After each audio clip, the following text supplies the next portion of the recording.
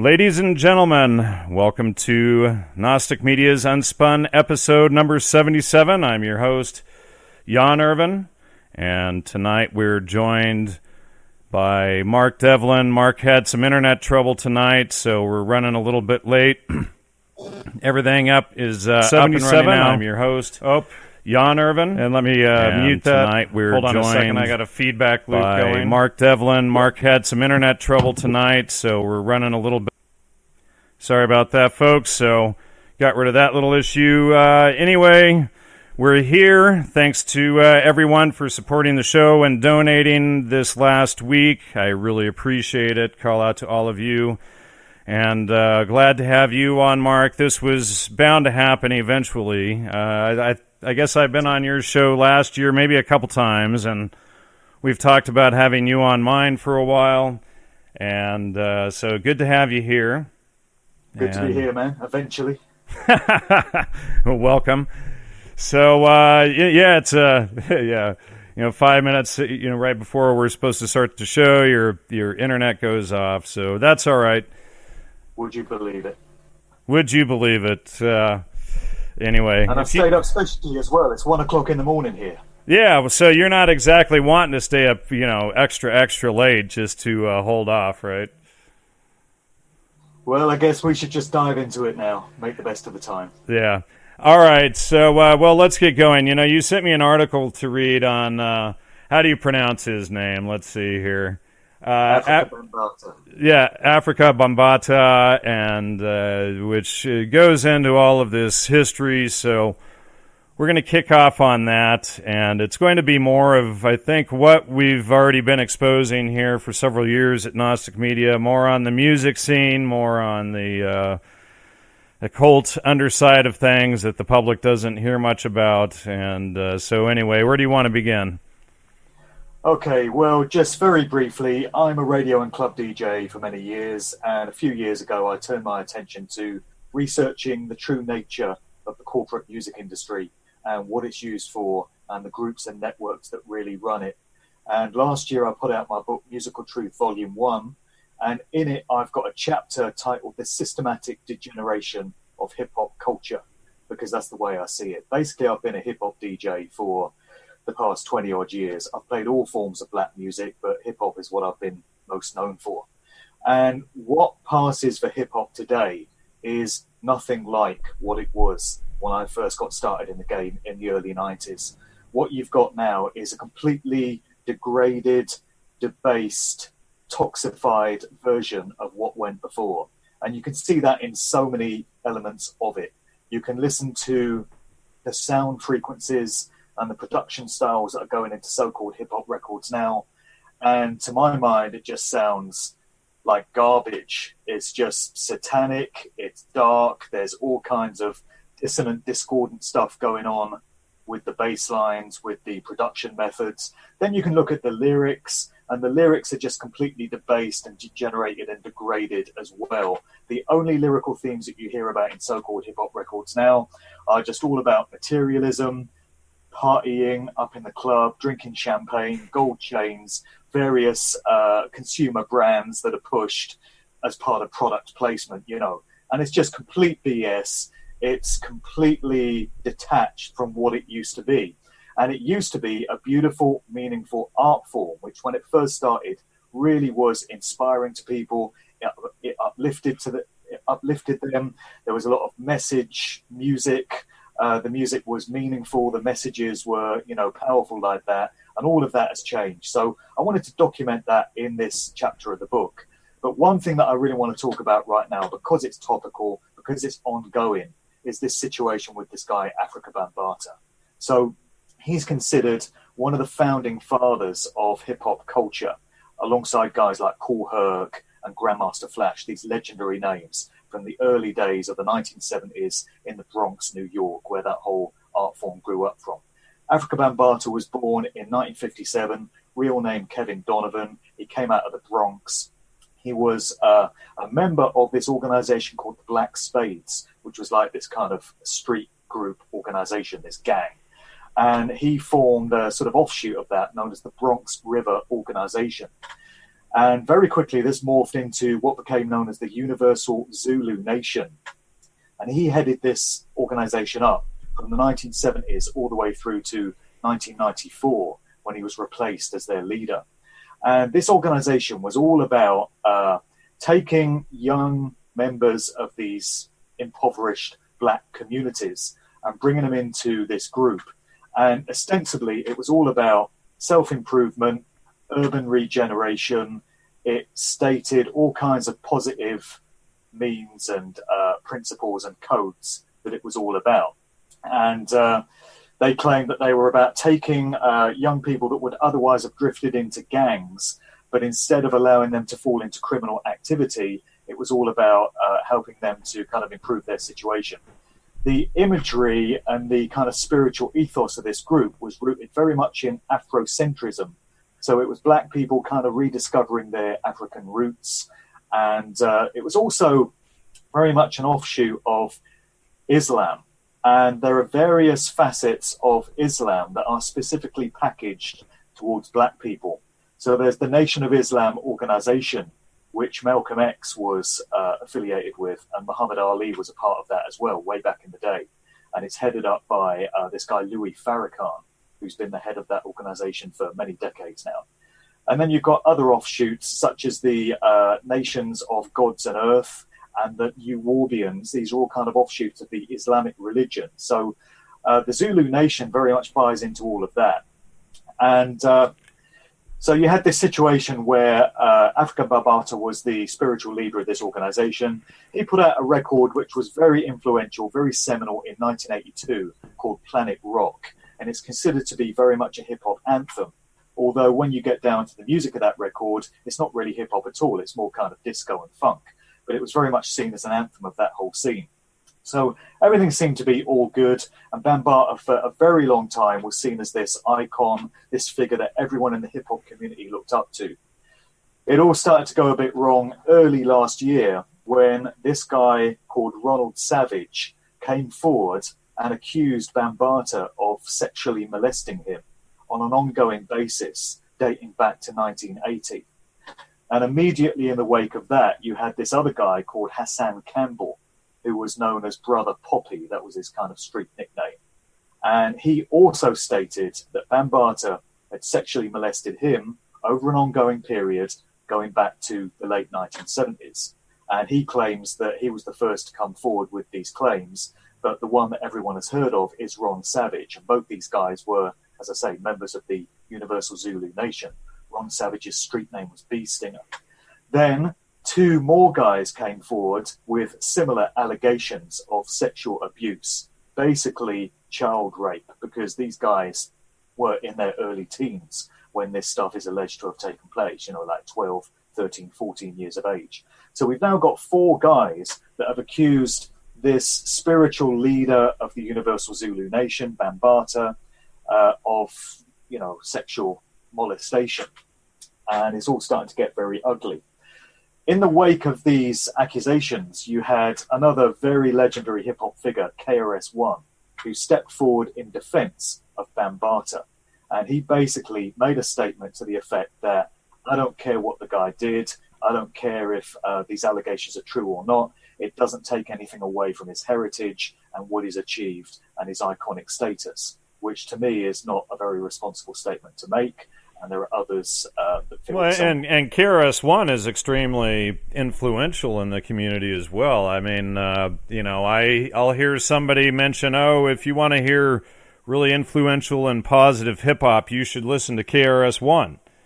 Right. Well, exactly. He's always had that kind of image. He's always been seen as a conscious rapper. He's been seen as a teacher. He's known as the Blastmaster KRS-One. He's seen as something of an educational force. And he's also claimed to have bettered many young hip-hop fans' lives by turning them on to knowledge of self. But, this seemed to be quite a puzzling statement for him to make. There was also a video which emerged of him fairly recently where he stated that he's not a Freemason, but he is considered to be a 33rd degree Freemason by those within that fraternity. And he's been with great secrets pertaining to Freemasonry. Now, I've never been a Freemason myself either, But from my understanding of how these secret societies work, you take oaths of secrecy when you join them, and you're not supposed to disclose the inner workings of that organization to those outside of it. So we've got this guy claiming that he's not a Freemason, but he's considered to be a 33rd degree one by those who practice it, and he understands all their secrets. Well, that would be like maybe like Manly Palmer Hall was, I think, an honorary 33rd degree Mason or something like that. So maybe they gave him an honorary degree or something like that, so that who knows? But it seems that I've seen some. I could be wrong. I've seen some Illuminati, Pyramid Eye, All-Seeing Eye type of stuff in KRS-One's work. You see it in most of the artists that are prominent in that field, to be honest. And what you've had with the whole Bambaataa situation is this guy's image and heritage have really been tarnished in light of these accusations. And yet the mainstream have not addressed it in any kind of way. So all these hip-hop stations like Hot 97 and Power 105 and WBLS in the States, no mention of it at all. Over here in the UK, Radio 1, Capital Extra, Kiss FM, all these stations that concern themselves with urban music and hip-hop culture, not a mention of it. You only get it in the alternative media. You've only got it from the videos of the likes of Hassan Campbell, Poppy, and this Ronald Savage guy have been putting out. But, it's not looking good. And the implication here is that the whole Universal Zulu Nation, which took these young, disaffected youths off the street in the South Bronx, brought them into this organization, is starting to look like a cult, because it's bearing all the hallmarks of a mind control cult. All the warning signs are there, lack of contact with the outside world. They're only encouraged to fraternize with their own kind, with those that are already in the ranks. There's a hierarchy there. There's all kinds of sexual misdemeanors going on. It bears all the hallmarks of being a cult. So now we have to ask ourselves, is this what's been going on all these years with the Universal Zulu Nation? Well, the question I have, let me ask you this, Mark. The question I have is, you talk about the quality of music degrading and all, but, like since the times of Grandmaster Flash, et cetera, to now, but was it always started with that intent? I mean, when I look at, say, for instance, the Grateful Dead, and we did the series on that, and we did the series Music, Mind Control, and Psychobiology, which you may have seen, and, we see this rampant throughout the music, all the way back to Harry Smith and those guys doing the thing for the Smithsonian. Right. Well, this is the question. It's not... We're getting some weird feedback from somewhere. I don't know where that's coming from. Okay, some I don't buzz. know. There's a buzz going on there. I'm not getting that my end. Yeah, well, this is the question. How organic or grassroots was that whole movement? And was there a point where it was infiltrated by certain parties that wanted to run certain agendas? I personally feel that it did start off very natural with positive intent, but there was a point where, just that happened. I do want to mention another interesting affiliation of Bambaataa's as well, who, by the way, is on the run. Nobody knows where this guy is. When Ronald Savage came forward with his accusations, first of all, he says that he was contacted by two senior members of the Zulu Nation who offered him $5,000 to retract his statement about Bambaataa. And when he stated that he wasn't interested in the $5,000, they upped the price to $50,000, hoping that they could buy his silence that way. And he made it clear that he wasn't out for money at all, and he just wanted to get his story out, and he wanted to help other people that have been victims of sexual abuse in the same way. So that's kind of interesting that they tried to buy his silence. But I just wanted to mention this interesting affiliation. Back in the early 80s, Afrika Bambaataa had an association with Malcolm McLaren. And Malcolm McLaren is a very interesting guy to study. This goes into the work of Nino 210 and the Sonic Youth, who've looked into the punk and new wave scene. And McLaren, of course, was the manager of the Sex Pistols, very much caught up in that whole punk movement. So McLaren was very fond of telling this anecdote of when he was living in New York City in the early 80s, he just happened to bump into Bambaataa in the street, he says. And they struck up a conversation. Bambaataa invited him along to this hip-hop block party, and McLaren says he was captivated by the whole culture and the whole scene. And this led to him putting out a couple of hip-hop inspired records, Buffalo Girls and Double Dutch, and the album that he did called Duck Rock. But when you get into some stuff with Malcolm McLaren, you discover some very unsavory connections there. So first of all, he was an early manager of the group Adam and the Ants. Adam Ant himself, Stuart Goddard, his father, Alfred Leslie Goddard, was a convicted paedophile. And he was affiliated to this network which ran out of Dolphin Square in Pimlico, London, close to where he lived. And this implicates a whole bunch of British politicians, particularly Leon Britton, who was on Margaret Thatcher's cabinet back in the 1980s. He's been involved in various allegations of sexual molestation of young boys. So Adam Ant's father was reportedly involved in procuring children for these elite sex paedophile rings. And there are connections between him and this notorious paedophile called Sidney Cook, and also, surprise, surprise, Jimmy Savile. So there's the first link there between McLaren and Adam Ant. You know, Mark, let me just interject there. I can't help but remembering the cover of that Adam Ant album, you know, with him with, you know, if I, you know, through the ancient history, going through whatever, what's that song? I forget. It was really popular. Stand and Deliver, or Prince Charming. I wasn't Stand and Deliver, but it was it was him laying in a hay bale, all, you know, all. Puss in Boots. Puss in Boots. Yeah, something like that. Yeah, but you know. Oh man, so yeah, you're just connecting some more dots for me. That's kind of funny. I just wanted to mention because the cover of his album even shows some of this stuff, as do the lyrics. Well, yeah, I mean, we connect dots all day with this stuff.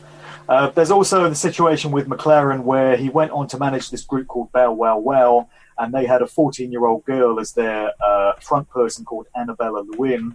And McLaren photographed her nude at the age of 14 for one of their album covers. There's also a story that I relate in the book where Malcolm McLaren coerced a 12-year-old girl into stripping naked for a photo shoot. And the other interesting thing about him is that he put out a pop and fashion magazine with backing from the EMI record label in the early 80s, initially called Play Kids, but changed soon afterwards to Chicken. And it was described as pleasure technology for the primitive boy and girl. So anyone that's looked into the recent Pizzagate scandal will be familiar with the term chicken as code word used by paedophilic groups for a young boy. And that's the title that McLaren chose for his magazine. So I'm connecting Bambaataa and McLaren here, and people might say, oh, you're just making them guilty by association. And I know that that's a common phrase that you often hear bandied around. But another common phrase that you often hear is that you can judge a man by the company that he keeps. And I think there could be a bit more to know there. So yeah, just very quickly, that song was Puss in Boots. That song was stripped. Right. You know, which, you know, fits the whole theme. Absolutely. So the whole Universal Zulu Nation thing, you know, it affected the lives of hundreds or thousands of young men. It had a very strong cultural impact. There are offshoots of the Zulu Nation all around the world. They've got networks, particularly in Paris, London, all over Europe, and many other, you know, parts as well. And I've come to realize that when any kind of fad or trend or movement has that kind of reach and that kind of impact and influence on large numbers of people, you can bet that it's been created and it's working according to some kind of social engineering agenda or other, because these things are just not allowed to evolve that way on their own.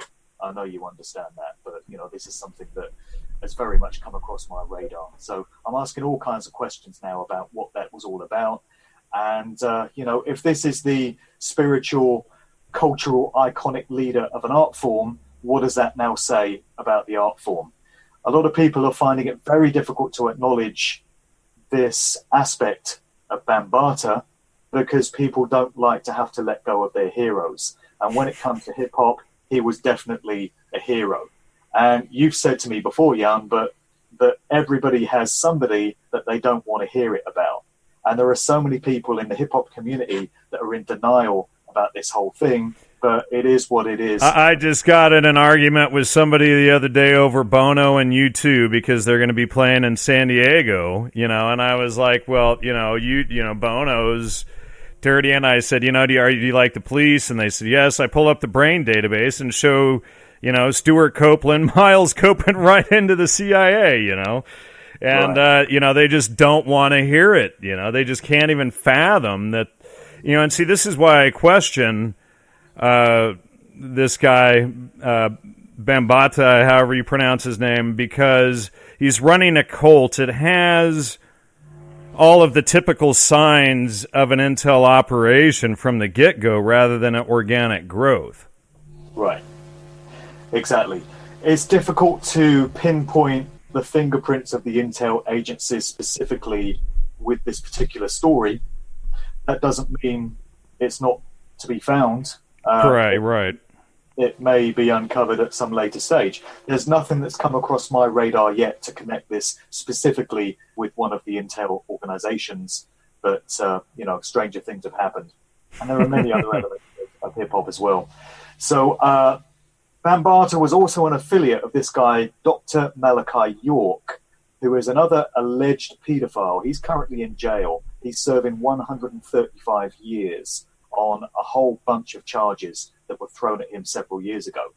He's also a teacher of a kind of offshoot of Islamic doctrine, the New Warbian movement. And he's also said to have inspired many other characters and rappers within the hip-hop scene. So he was also a teacher and an inspiration to a rapper by the name of Prodigy, who came out of the group Mobb Deep. And Prodigy claimed that Dr. York schooled him in all kinds of knowledge and truth. An interesting thing about Prodigy is that on the 20th of June this year, he just happened to turn up dead in Las Vegas after having been hospitalized a few days earlier. And his death has been put down to a long-standing condition that he had with sickle cell anemia. And it's well known that he battled with this disease for the whole of his life. But the thing about Prodigy is that many years ago, he came out and started speaking about the Illuminati, his words, and the New World Order agenda, and the whole kind of elite control of the entertainment industry. He's spoken about this. Who was that? Who was it about 6-8 months ago that came out on stage and blew the lid on everything? A hip-hop artist, and then they shuffled him off to the asylum. Who was that again? Well, that was Kanye West. That's right. Yeah. Yeah, so Kanye West was on stage in Sacramento, California. I think it was about November last year. It's around about the time of the US election. And he started rambling incoherently about all kinds of things. He was talking about Trump, basically saying he supported Trump. Then he started talking about Jay-Z. And he spoke about him in terms of him being his mind control handler. Well, that actually makes sense with my own research that he was that Jay-Z was his handler. I mean, we've come up with that hypothesis with other people like Beyonce, Right. Well, Jay-Z brought Kanye into the game, so that's certainly possible. He put him on the map. So Kanye's ranting about all this stuff, and he says, Jay, don't be sending those killers up in my head now. And he says that twice, as if Jay-Z's got some kind of control over his head, over his mind, You can read all monarch style. Exactly, monarch programming, which is absolutely endemic throughout the entertainment industry. Absolutely. It's no different to that. So you got this guy, Prodigy, who came out in late 1995 on the remix of an LL Cool J record where he dropped a guest verse. And he came out with the phrase, Illuminati want my mind, soul, and my body. And then a few years after that, he started doing interviews. He was incarcerated for a few years in 2007, and that's where he said he started reading the work of Dr. York, and he got turned on to all kinds of truths about what's really going on in this world and who really controls the entertainment industries. So beyond that point, he started talking about the Illuminati, about these secret societies that run everything. He started getting very critical about Jay-Z. He called Jay-Z out as a Freemason. He said that Jay-Z has sold his people out. He's not true to his culture, to where he's come from. He's just playing the corporate Illuminati agenda. Very outspoken stuff. And then Prodigy just happens to die on the 20th of June, which is the day before the summer solstice, of course. And another thing that you come to realize is that a lot of these celebrity deaths, which happen very suddenly, happen on significant dates in terms of solstices, equinoxes, religious festivals, all that kind of thing. So a lot of people seem to accept that because this guy had been suffering with sickle cell anemia, we shouldn't be too surprised that it got the better of him and, he died in the end. But I find the date suspicious, and maybe it's just me. Maybe it's my suspicious mind. But when somebody is that outspoken about these elements and these types of information, and they just happen to turn up dead, it makes me kind of suspicious. Going back to the Bambaataa situation, incidentally, there was another affiliate of the Universal Zulu Nation who has been making some videos recently confirming that Bambaataa is indeed a paedophile. And this was a guy by the name of TC Islam. And on the 8th of June this year, he just happened to show up dead in Atlanta. He's said to have been murdered. He turned up on a sidewalk in Atlanta, but there have been no further details given about the nature of his death.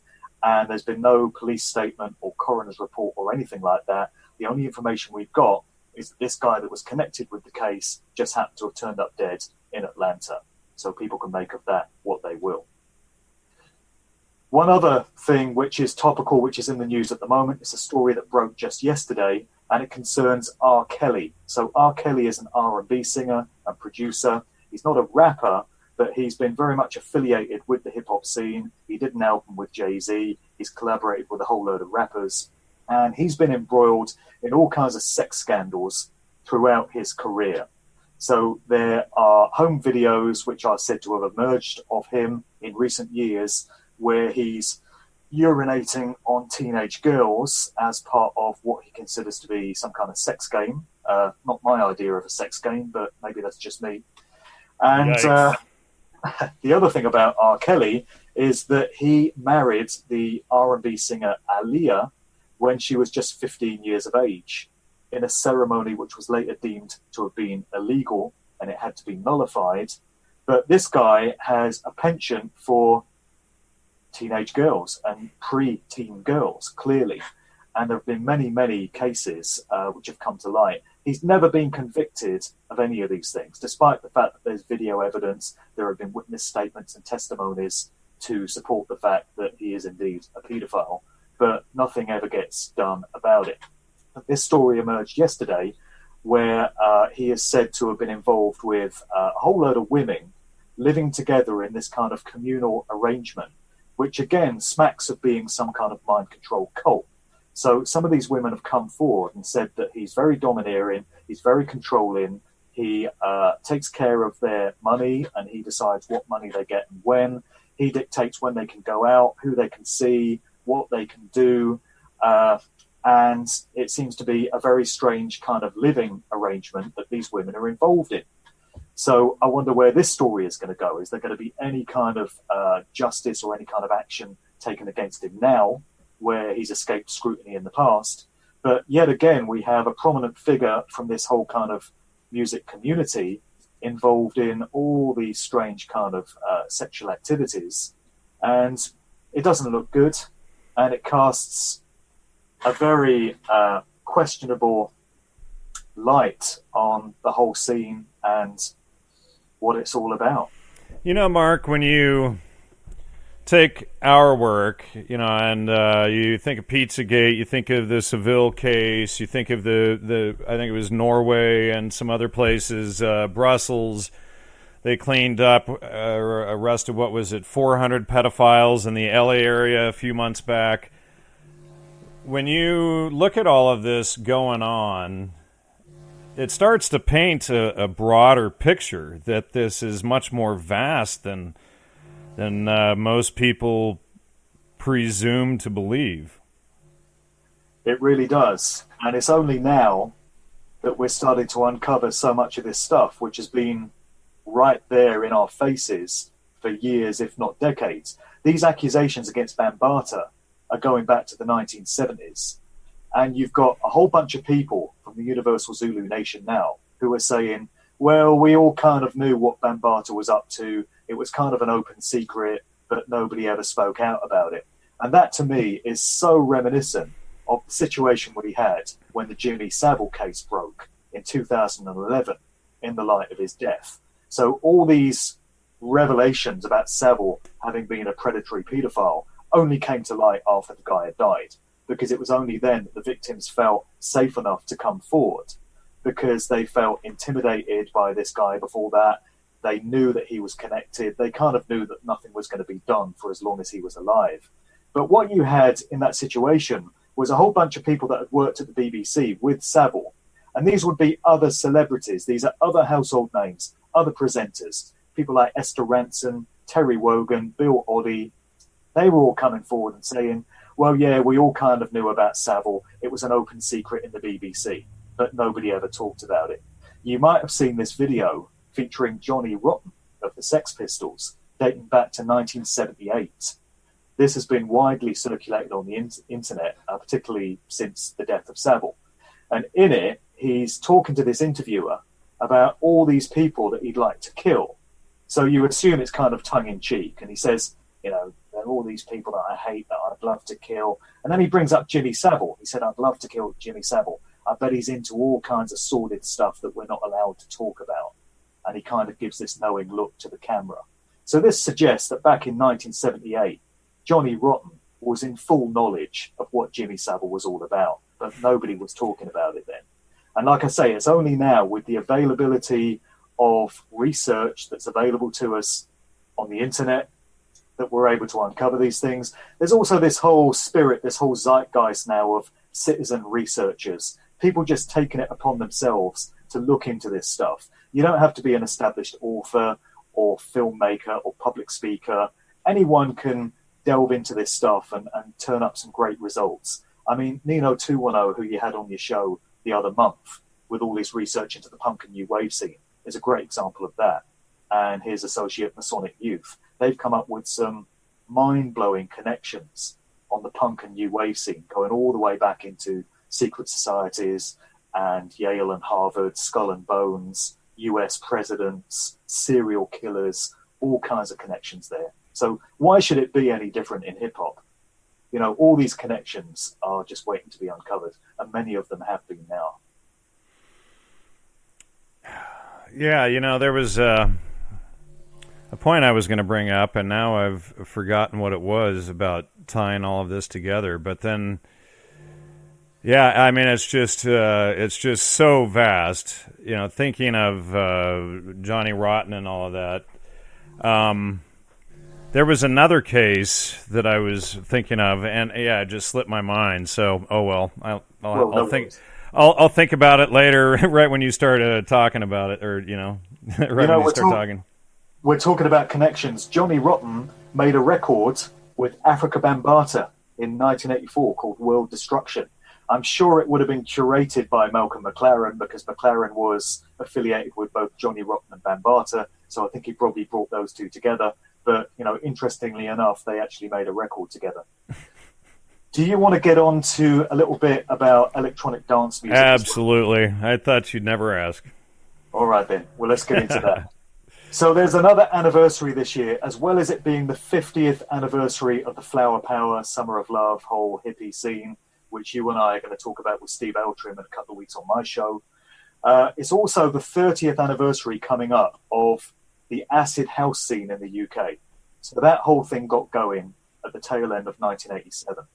And this very much paved the way for the worldwide phenomenon of electronic dance music that we now have, which literally it has been embraced in every continent around the world. It affects young people in pretty much every country around the world. It's absolutely a movement. It's absolutely a culture and a lifestyle. And as I mentioned earlier, whenever you get something like that, you can be sure that the hidden hand has, played a role in it, because these things are not allowed to get that big and affect that many people if they're not serving some kind of agenda or other.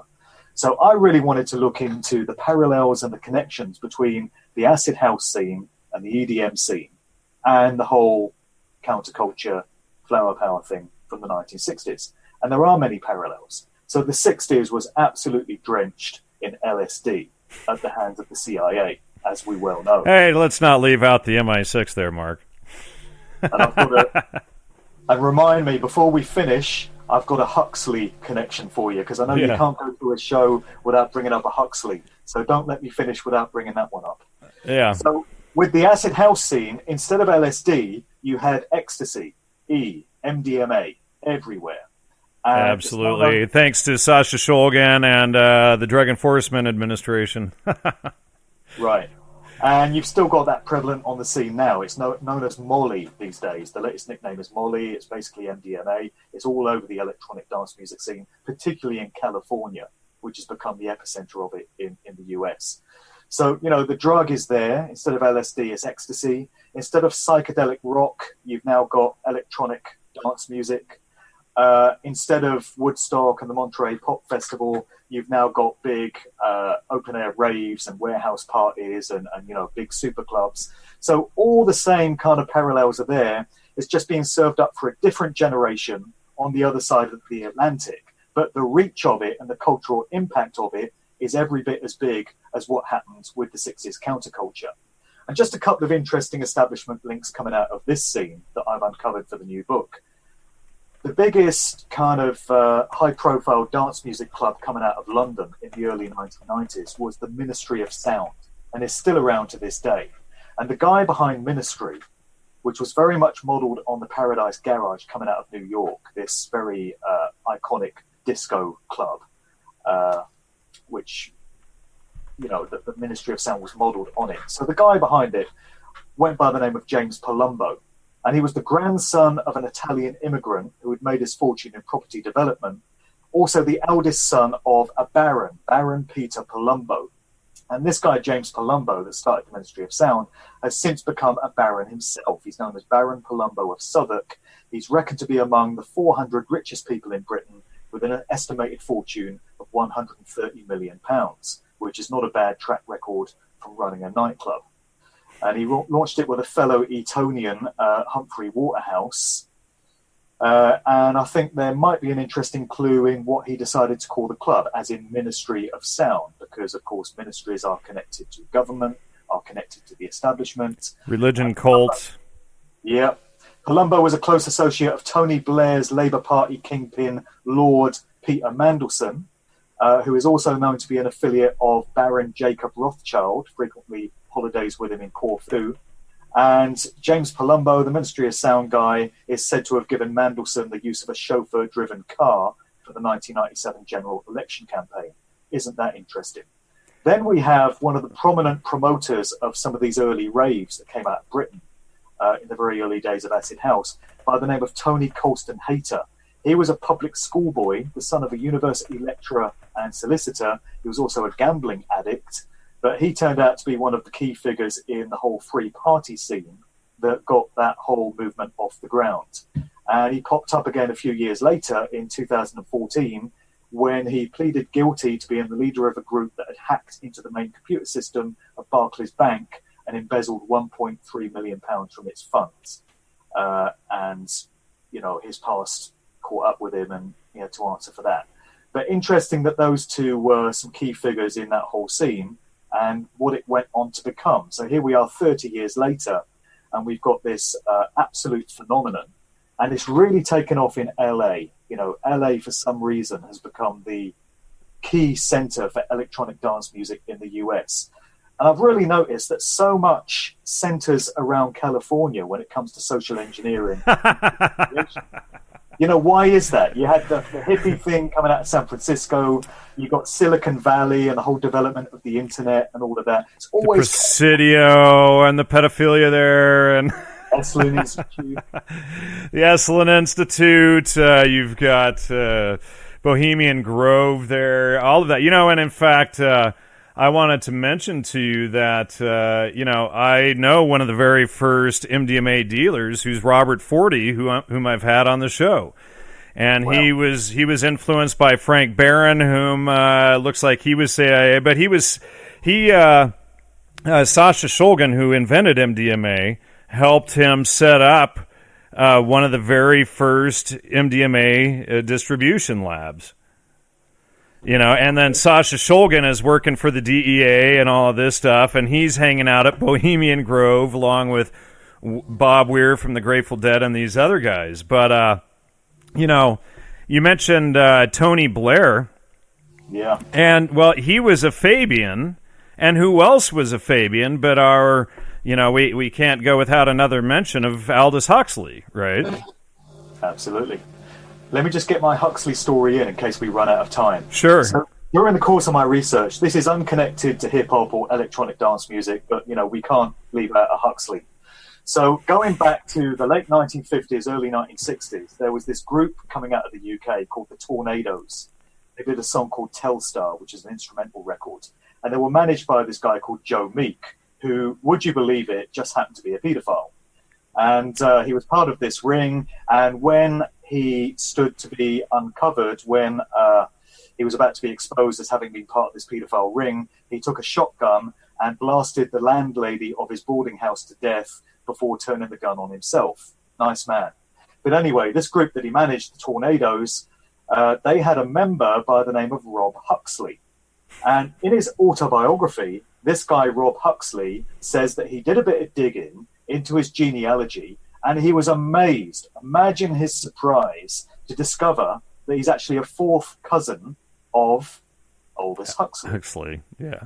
Eugenicist. Is that a coincidence, or do we see, Huxley family running MK Ultra in Australia and over here running eugenics and running this over there and promoting Darwinism over there? I mean, and this should be a good connection for you. Animal Huxley worked with a band and worked with Vito Palakis in Los Angeles. And Aldous Huxley, of course, lived right off of Mulholland, or on Mulholland, right outside of Laurel Canyon. Right. Exactly. I mean, you have all these connections going back into the worlds of academia and government and the intel services and secret societies and, mystery school teachings and stuff. At what point are people going to say this goes beyond coincidence? And it's clear that these organizations are putting their key players into these prominent positions in the entertainment industry to fulfill agendas and to, have a mind-controlling effect on the general public. You could write off 6 or 7 of them. You might even write off 12 or 15 of them. But when you get it time and time and time again, and the exception to the rule becomes the special event, then, how much is your denial going to prevent you from seeing what's right in front of your face? Right. It's like, how many times do you have to see the military intelligence background behind the parents of a music band? I mean, it's like, oh, come on. Again, it's just so often, it's absurd. Exactly. So, yeah, that's some stuff that's coming in the next book. The parallels between the electronic dance music scene and the whole acid house thing and the counterculture scene of the 60s, and much more into the toxification of hip-hop, because this is something that's close to my heart. When I first started out, the music was a lot more meaningful than it is now. You got uplifting messages from it. There were some great records sampled as well. Hip-hop producers used to take old soul and funk records and recreate the bass lines to make the new track. Everything now is electronic. Everything is digital, including how the message is delivered to consumers. Streaming is everywhere now. People are just listening to MP3s on their shitty little speakers, their tinny little mobile phone speakers, Everything has changed. And even the art of DJing has changed. And one thing I've noticed is that this goes hand in hand with what's happening to people's attention spans. It's another aspect of social engineering. So people have such diminished attention spans now, particularly young people, because it's always the younger generation that are in the sights of the social engineers. They don't bother with people of my age because they just think I'm an irrelevance. They're just waiting for my generation to die off. They're always after the younger people of any generation. That's what they did in the 60s, of course. The whole counterculture thing was aimed at the baby boomers, basically, that were coming of age in the mid-60s. And it's no different what they're doing now. They're after the millennials. They're after kids that were born around about the year 2000, and they're doing a big number on them. So you've got dwindling attention spans. And I lay a lot of the blame for that at the door of things like Instagram and Snapchat, these social media phenomena. So Snapchat is this thing where you're supposed to record a very brief bit of dialogue about what you're doing on your mobile phone. You film a little 15, 20-second video and say, hey, guys, I'm here at the club and I'm listening to this tune and I'm here with so-and-so and we're having a drink. Catch you soon. And you put that out there, and somebody will watch it, somebody in your social circle, and go, oh yeah, right, okay. And then they forget it as soon as it's done. Now you've got to do another one because that's irrelevant now. That's old news. So there's this pressure on young people to constantly keep their Snapchat updated. It's the same thing with Instagram. You take a picture, you post it online, everyone goes, oh yeah, right. Then they forget it and it's gone. Now you've got to do another one. And I see how this is playing out with when you're DJing in a club now. It used to be the case that you could play a record for 3 or 4 minutes and hold the attention of the dance floor, and people would respond to that record and react to it in the right way. Now you see DJs drop in a verse and a chorus of a tune. By the time they've got 90 seconds into it, everyone's attention span has dwindled to the point that they've got their mobile phones out, they're looking at their smartphone, they're going to the toilet, they're going off for a drink, because they're used to having everything served up to them instantly. They want it right now, and they get bored very, very quickly. So if you're not changing the record every minute to 90 seconds and chopping in verses and choruses the whole night, then you're not going to hold the attention of the dance floor. So it's just another aspect of the way social engineering is going hand in hand with this transhumanist, technological, futurist society that we now have. Hey, Mark, who came up with the term transhumanism? Well, I don't know. Oh, it's been a few minutes. I just had to slip it in. Julian Huxley. Had to be a Huxley. He's the guy that popularized the tinfoil hat as well, right? Yes, I believe, yes, you are correct on that. And I did have an article on that. I do believe that's in the Brain database as well. Okay. Very interesting. Are we out of time? We started about 11, 12 minutes late, so it looks like we still have about 8, 9 minutes left. All right, then. Cool. So, what else should we talk about? Well, have you looked, this, of course, the electronic dance music goes over into Burning Man, and then you have this culture, Burning Man culture, and they create these subdivisions of culture within the electronic music, just like they've done within rap culture. Like you used to have gangster rap back in the day, and then that was kind of pushed aside. But there's all of these subdivisions within the music. Like you have your MDMA music, you have your more LSD type music, you have your more mushroom type music. Like Goa Gill is more LSD and mushrooms, whereas Darude is more, anthem music, really poppy, really fast. But, they're catering the music and dividing the music. The Burning Man groups, you have the Dress, you have all of it. It's catered to specific groups and subdivisions, just like they did with rock music, like we exposed in Music, Mind Control, and Psychobiology with Hans Utter. Right. And with hip-hop, it just feels like they're really doing a number on the black community, and they have been for quite some time. And it's long been my view that the controllers, the elites, the social engineers, the dark occultists, call them what you will, have contempt for all of society. Absolutely. For we profane ones, if we're not part of their group. But I think they reserve a particular brand of contempt for black people. And I think we've seen this play out in so many ways over the decades. So they flooded the black communities, the ghettos of all the big cities with crack cocaine. There was the AIDS epidemic, which targeted or very much affected those communities as well. There's been street violence, gang violence. There's this great scene in the movie Boys in the Hood, fantastic movie from 1991. You have Lawrence Fishburne's character who's trying to school and educate his teenage son and prevent him from falling into gangs and into criminal lifestyles. And he takes him on this tour of this black ghetto. And he points out the fact that in every black community, you have two things that you constantly see, a liquor store and a gun store. And he points out that this is the way that they're just allowing these black communities to kind of destroy themselves from the inside. So all these things have kind of affected black communities in so many ways. And then on top of that, what I've seen happening over the past 20 years or so is hip-hop, this art form, this culture, has also been turned against them.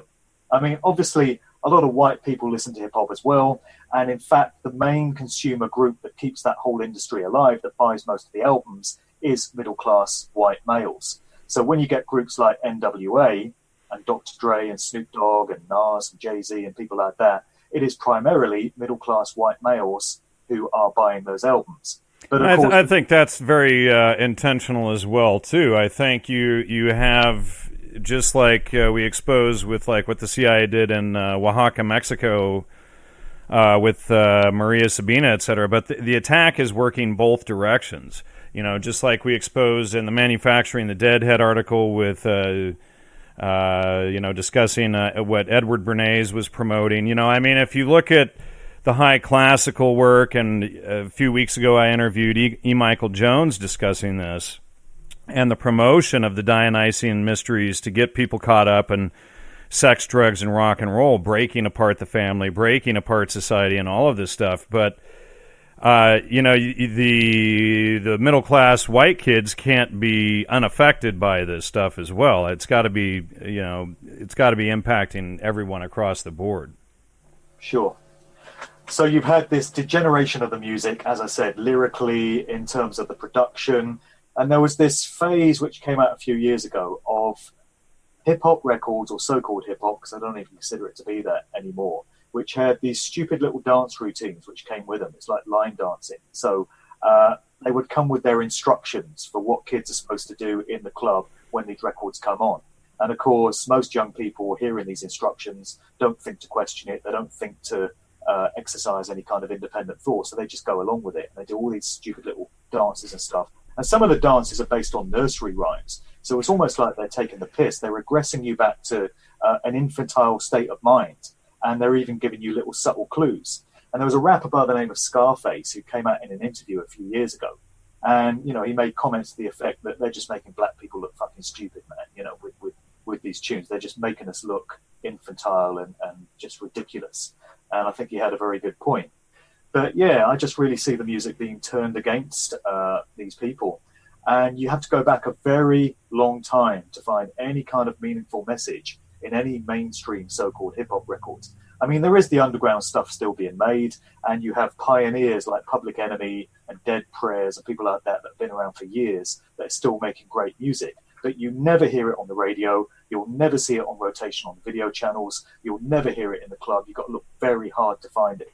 And to my mind, the only record of the past 20 years that had anything vaguely meaningful to say was probably Where Is the Love by the Black Eyed Peas, which is a group that since has gone absolutely down the route of being complete mind control stooges. And they're pushing the transhumanist AI agenda big time now, particularly their frontman, Will.i.am. But I think it was 2003, they put out this record, Where Is the Love? And they're talking about, where is the love in the world? And why is everything corrupted? And why is everything gone to pot? And there's this line in there where they call out the CIA. Basically, they just say the big old CIA. They're listing all the problems that the world faces. So a few weeks ago, we had this spate of terror, so-called attacks in the UK, including this event at the Manchester Arena at that Ariana Grande concert where this Islamic terrorist is said to have blown himself up with a bomb in the foyer of this arena. And there was a benefit concert that was staged in the wake of that event with a whole host of, puppeteered stooges from the industry that were lined up to perform. One of the acts was the Black Eyed Peas. They come on stage, they do their big hit, Where Is the Love? And they leave out the line about the CIA. It's completely missing from the lyrics. Wow. So even that song has been completely neutered now. Hey, Mark, what do you think of that meeting that they talk about, the secret meeting that changed rap music and destroyed a generation? What do you think about that letter? Well, that letter has all the hallmarks of being a genuine piece to me. I've looked into it. There are a lot of people that claim it's a hoax, but then you get people that claim that everything's a hoax. To me, it carries a lot of feasibility. The story is that this record industry executive was called to a meeting at a private residence somewhere in LA in 1991. And at this meeting, there were a whole bunch of other record industry executives that this guy knew and recognized that had all been called here. And they wheeled out a couple of guest speakers. None of these people knew who they were, but these two guys introduced themselves as being representatives of the US private prison industry, prison for profit, in other words. And they said to these record industry guys that what they wanted to do was to work in conjunction with them to change the nature of rap music in terms of the sort of stuff that was going into the lyrics. And they wanted to start glorifying criminal lifestyles, knowing that the gullible, naive fan base of this music, if they heard their favorite rappers talking about gang banging and running drugs and pimping and all this sort of stuff, would try and emulate their heroes, get themselves embroiled in all kinds of petty crime situations. Then the private prison industry, working in conjunction with the corrupt police and the corrupt judiciary, would have a constant supply of young, primarily black males that they could fill out these prisons with. And full prisons mean vast profits for all the investors involved in it. So what they said to these record guys was, we can work together on this, you can have shares in this project, and we're all going to get very, very rich. And the story is that this one particular guy was horrified by what he was hearing, wanted no part in it, and asked to leave the meeting. And he was escorted out at gunpoint, so he says, and sworn to secrecy to never divulge what was said in that meeting. And he says that about 20 years later, his conscience got the better of him. He could no longer live with himself, and he just had to come out and expose what he'd been a part of.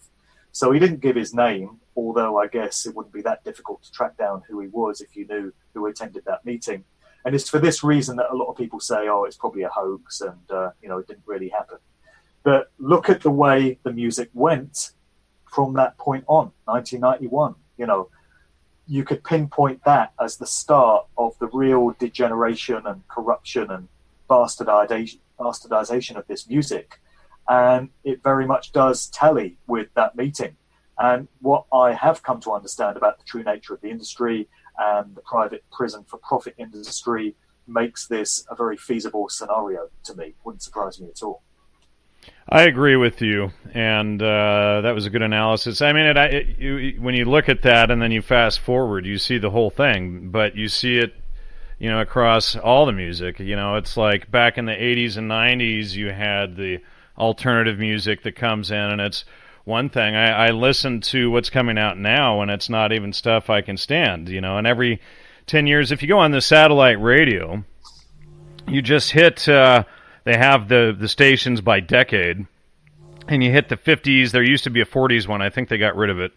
You hit the 50s, the 60s, the 70s, the 80s, 90s, etc., and you see distinct changes in the style of music every decade. And I think that's all done intentionally, too, so that it creates a false generational gap between parents and children, and then you have the subdivisions of the music creating false divisions between the children themselves. Divide and conquer. Yeah, well, I can't stand to listen to the stuff that's on the radio now.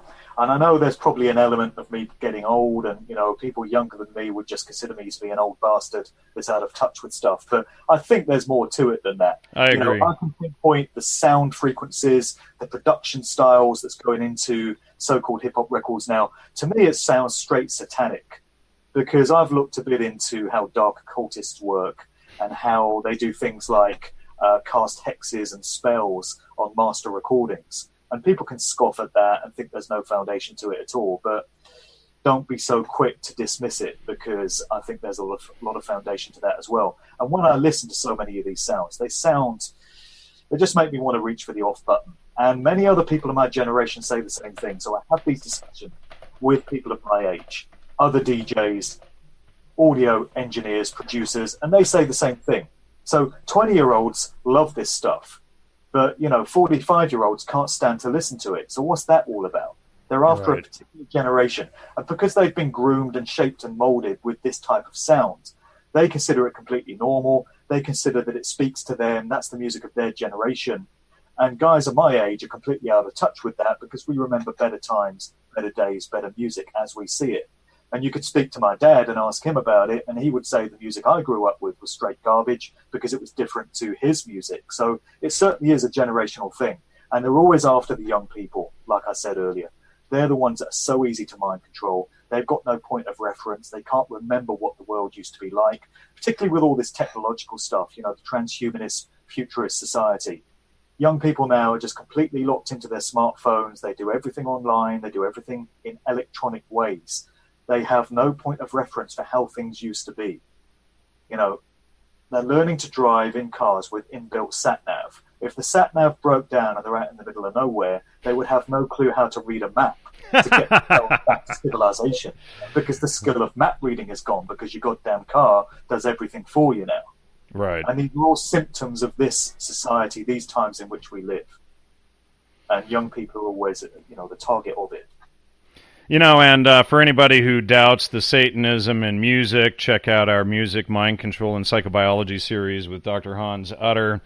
And we lay it all out there. There's no doubt in it. It's spread everywhere throughout the music. Mark, thanks so much for your time tonight. I know it's late for you. You're probably about ready to go pass out. Yeah, no worries, man. Sorry about the technical issues earlier. Literally 5 minutes before I was due to connect with the call, my internet connection went down for no apparent reason. It's been fine all week. I had to reboot my laptop, reboot the router. We got there in the end, but apologies for the mishaps at the start. No problem. Do you have a website you want to give out, titles of your books, etc.? Right, so the book that's out at the moment is Musical Truth. You can get that on Amazon. If you want to get a copy from me direct, you're welcome to email me, mark@markdevlin.co.uk. There's a website for the book, musicaltruthbook.com. Volume 2 is being written right now, and I'm aiming to get that out in the new year, early in the new year, probably late January. So there's many more stories to tell, and a lot of what I've spoken about this evening is going to be in Volume 2. Look forward to it. All right, ladies and gentlemen, thanks for your time tuning in tonight. Please support the show, gnosticmedia.com. Check out Mark's work, and we'll see you next week. I believe we have Curtis Duncan returning to continue the line of research that he's done into the manufacturing of transgender, etc., as eugenics. So we'll see you all then. Thanks so much, Mark. Thank you.